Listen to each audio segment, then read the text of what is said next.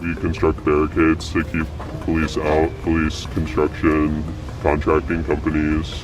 You hear gunshots all the time because there's a police firing range in this. Yeah, you can hear those shots right there. Occupying this forest is how activists are resisting the construction of a $90 million state-of-the-art police training center protesters call Cop City. The facility will be developed on one of the largest green spaces in southeast Atlanta, which has a history of oppression. All of it. It will be clear-cut. They cannot wait. They just want to go in and bulldoze everything and then write the history the way that they want to write it. The fate of the forest is up in the air as the police and forest defenders both refuse to back down. Those people, to me, through their acts, are actually domestic terrorists. Major corporations are pouring millions into this project, financially pressuring politicians to build Cop City. Why did you vote to approve this facility? Surrounding neighborhoods that are more than 75% black say their concerns have been silenced. Our opinion doesn't matter. It doesn't count. It's disrespect. And that's what folks who live here ought to be just enraged about.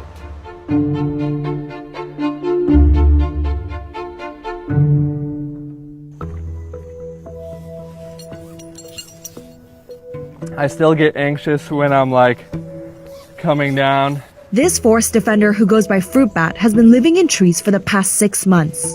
You know, the banner says stop destroying Earth. The great thing also is that you don't have to destroy the tree to live in it. These forest defenders are a coalition of activists operating without a centralized leadership. It makes me feel like I'm part of something greater than myself. Fruit Bat is using a pseudonym because he's afraid of getting tracked and punished by authorities. The police, FBI, and other agencies are currently investigating the movement against Cop City. You know, the SWAT team has come through here before and arrested people. Several protesters were arrested during a police raid after a confrontation in which activists allegedly threw Molotov cocktails at officers. Forest defenders say authorities have continued to destroy tree houses during raids. Sort of a main gathering. As we toured the forest, we heard gunshots for hours. And you can hear the gun firing. That's coming from a police firing range that already exists nearby. The plan is to expand that into an 85-acre campus. That's as big as nearly 64 football fields put together. The facility would be one of the biggest in the U.S. As you can see here in a video plan provided by the Atlanta Police Foundation, among the training features will be a burn tower for firefighters, a shooting range, and a mock village, including a school and residential homes. But residents who live nearby say they were blindsided by the city's plan to expand the massive police facility. This happened literally in my backyard. No one has reached out to me. I do see when they ask for votes. I do see that. Chenard owns a tow truck business near the proposed facility and lives in a neighborhood that is more than 76% black. You can head to the backyard. The forest is literally probably about less than a mile.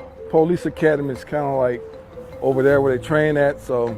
The existing gun range already disturbs his day-to-day life. Once the dogs hear fireworks, gunshots, they go to, having all kind of issues, running away.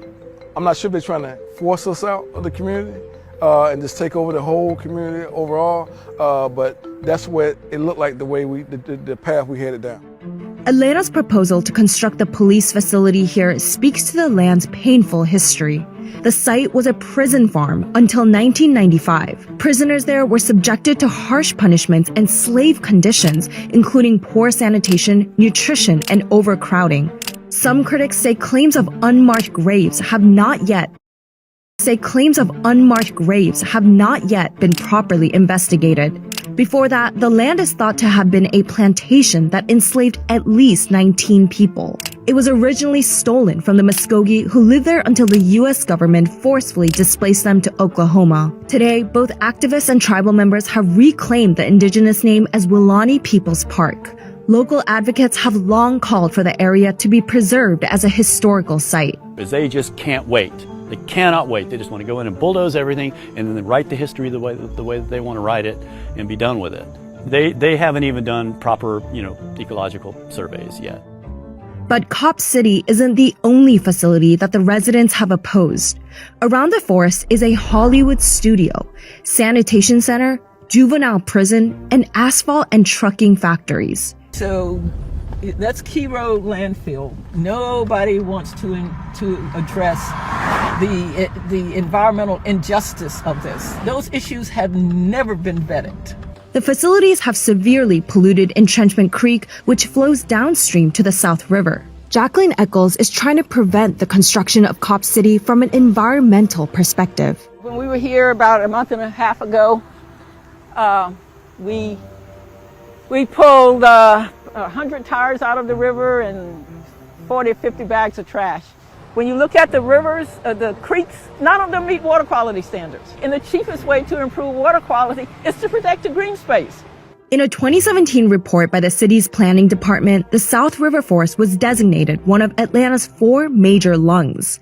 Now, the city is walking back on its vision to conserve the forest. To just turn around and just disrespect the community, because, it's not, they never cared about the river. So we can accept that. But you're disrespecting the people who live in South Atlanta. And that's what folks who live here ought to be just enraged about. Some neighborhoods around the forest are more than 90% black and are low income with health challenges such as asthma. Getting rid of the green space will also leave them vulnerable to impacts like stormwater flooding. And it's not like you can create a situation to moderate the impacts. You can't. Now keep in mind, during the few times the public did voice their concerns, the overwhelming majority expressed opposition. Me as a black woman living in Atlanta, that's no place for me if we got a Cop City going on. In fact, one hearing in September 2021 lasted for 17 hours, where around 70% of comments were against Cop City. Regardless, City Council passed the plan in a 10-4 vote. What is going on with the city? Ordinarily, you would have a city who has control over the police. In this case, the police have a control over the city. So why did council members approve this facility? It's important to understand the Police Foundation in Atlanta. It's considered one of the most powerful police foundations in the country. For instance, when the mayor was elected, the CEO of the foundation served on his transition committee. Among those sitting on its board are leaders of corporations like UPS, Wells Fargo, Chick-fil-A, Home Depot, and Delta Airlines. The APF raises investments to finance police projects like Cop City. Of the $90 million needed to build the facility, $60 million will be funded by the foundation's corporate donors. The remaining $30 million will likely be paid by taxpayers. Well before the council voted on the facility, the Police Foundation had been lobbying council members. And the cost? The city leased the land to the foundation for just $10 per year for the next 50 years. 2 of the council members who approved the plan agreed to sit down for an interview. Why did you vote to approve this facility? It's going to be a big recruiting tool. We have a duty, I think, and an obligation to provide our employees with the best in class of everything. But you also have an obligation to listen to what the community is saying, right? Do you feel like you've done that? Yes, I feel that I've done that. I'm a citywide representative. I move around the city constantly. There were multiple chances for the public to speak. I've never been to a neighborhood planning unit meeting or a neighborhood meeting where I have been told, we don't want this. So why here? One, it isn't what I see as a quote-unquote forest, especially not an old-growth forest. If you go out to the land, which I've been to many times, there's a lot of invasive species. But those who frequent the park daily say it's brought unique value to the neighborhood. So to them, it may not be a forest, but to somebody else, it does mean something. The saying is true, one man's junk is another man's treasure. But these are the same individuals don't even live in the community. They don't live in the community. They don't care. What they care? They don't care at all. These same city councilmen, would you allow it in your community? Would you allow this to take place in your community? Would you allow a landfill to be built in your community? Would you allow a police academy of this magnitude be built in your community? The city is determined to proceed with building Cop City. Meanwhile, forest defenders have demolished equipment that they say attempted to destroy the forest. It's like become kind of a relic of significance just to show, kind of what happens if people want to come and destroy the forest. It just shows that we're not going to cooperate with the police or talk to the police. It's why not everyone agrees with the way defenders have been resisting. Some of them have embraced militant tactics, vandalizing police and private contractor vehicles. Other critics say they do not represent the communities living in Southeast Atlanta. Okay, we don't see eye to eye on everything, but we are here trying to defend the forest. The city spokesperson told AJ Plus the current facilities for officers is inadequate and that the new campus is necessary to give officers, quote, up-to-date urban training. We have gangs, etc. We have to be, at the very least, at that level, if not above it.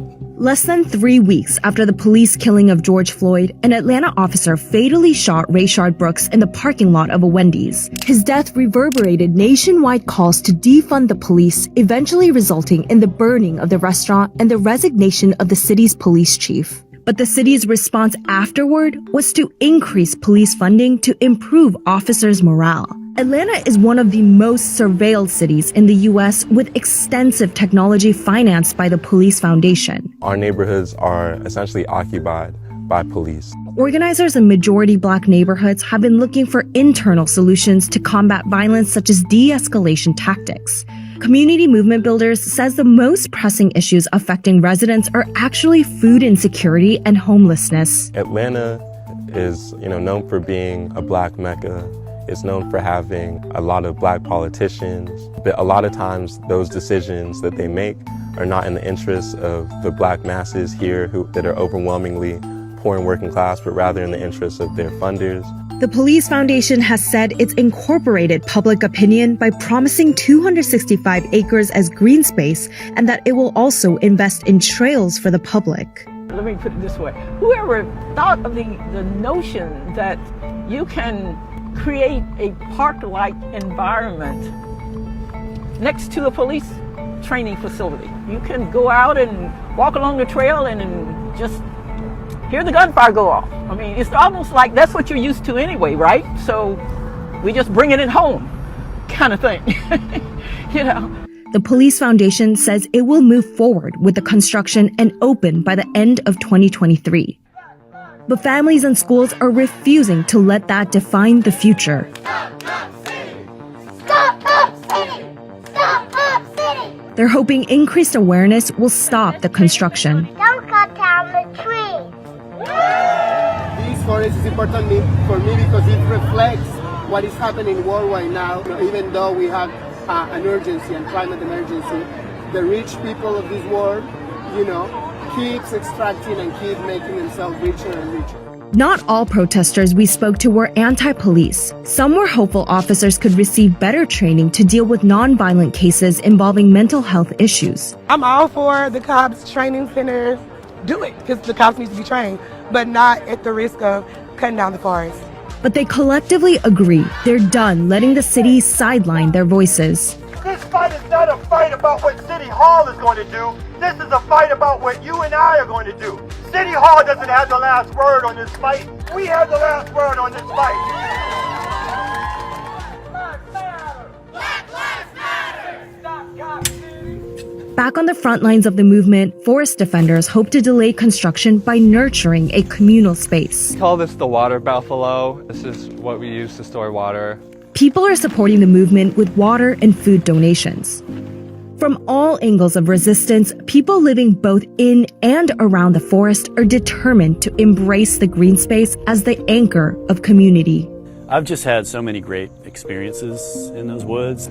At least these people are out there enjoying it right now. We're envisioning a society that we want in the future. And the only way to get there is to envision it, to name it, to show it, and to gather people who believe in that vision. The nature, the preserve, the wildlife, all that kind of good stuff they have brought to this community. Now you're saying, hey, we're just going to take it away? Come on, that's not right. That's not right by no means.